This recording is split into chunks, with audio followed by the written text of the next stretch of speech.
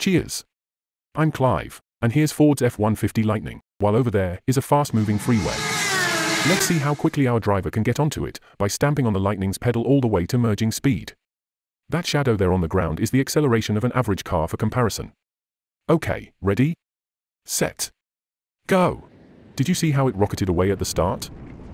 And yet it is super smooth and ridiculously fast. 60 miles per hour happens in 4 seconds. And it hits merging speed in 5 flat. And did it in only 25% of the on-ramp. Check it out on this comparison graph.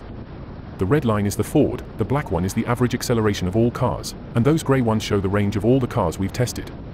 What's amazing here is how straight this line is. There's no hesitation here, or barely any fading near 65. This is what I think you Americans call really trucking.